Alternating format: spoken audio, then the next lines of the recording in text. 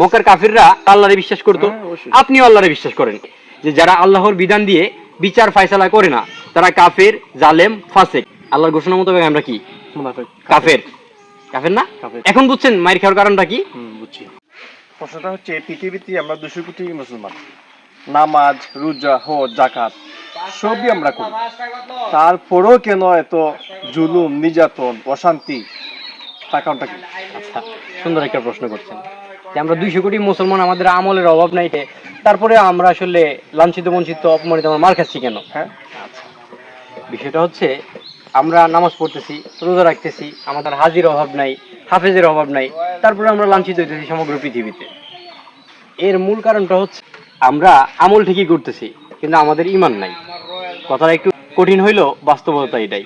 আচ্ছা, ঈমানের আগে হচ্ছে আপনার পূর্ব শর্ত হচ্ছে কি? আকীদা। যার আকীদা ঠিক নাই তার ঈমানের কোনো দাম নাই, আর যার ঈমান নাই তার আমলের কোনো দাম আছে? তো আমরা আকীদা ঈমান ভুলে যাই, শুধু আমল করতেছি। বুঝছেন? আকীদাটা হচ্ছে আপনার, আকীদা মানে হচ্ছে কি? সম্যক ধারণা, সামগ্রিক আইডিয়া। বুঝছেন? একটা জিনিস সম্পর্কে ধরে নিয়ে যে এটা ঘড়ি, হ্যাঁ, এই ঘড়ির উদ্দেশ্য কি? সময় দেওয়া। আচ্ছা, এই ঘড়িটা যদি সময় না দেয়, এটা আপনি স্বর্ণের ঘড়ি হলে কি আপনি আপনার হাতে রাখবেন? রাখবেন তো না? আচ্ছা, ঠিক তাই হয়েছে। ইসলামের উদ্দেশ্য কি?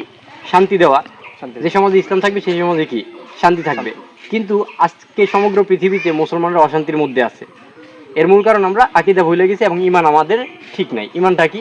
ঈমানটা হচ্ছে লা ইলাহা ইল্লাল্লাহ মুহাম্মাদুর রাসূলুল্লাহ সাল্লাল্লাহু আলাইহি সাল্লাম। এই স্বীকৃতি দেওয়া যে যেখানে আল্লাহর আদেশ আছে সেখানে আর কারো আদেশ মানি না, আর কারো আইন মানি না, আর কারো বিধান মানি না। কিন্তু আজকে আমরা সমগ্র পৃথিবীতে আল্লাহর আইন মানতেছি, কোরআনের আইন মানতেছি। মানি কার আইন? ব্রিটিশ খ্রিস্টানদের তৈরি আইন। আর এর কারণেই আমরা যত নামাজ পড়তেছি, রোজা রাখতেছি, এর কোনো ফল আসতেছে না। এর কারণ হচ্ছে আপনি ধরেন 1 লিখলেন, 1 লিখার পর যদি এর পিছনে শূন্য দেন তাহলে কত হবে? 10 হবে। তারপরে শূন্য দিলে এরকম 10 গুণ করে বাড়তে থাকবে। কিন্তু একটা যদি মুছে দেন, শেষ না? আমরা আমাদের আকীদা ভুলে গেছি, ঈমান বাদ দিছি, যাই তারপরে কি করতেছি? আমল করতেছি। এরকম আমল মক্কার কাফিররাও করতো।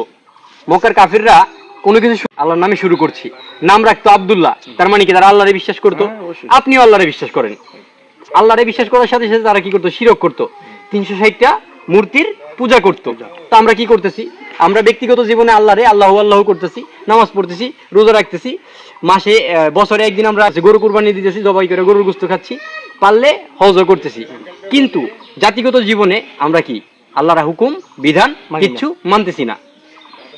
এই জায়গায় দাঁড়ায়া আপনি বলেন মক্কার কাফের এবং আমার মধ্যে পার্থক্য কি? পার্থক্য নেই। কোন পার্থক্য আছে?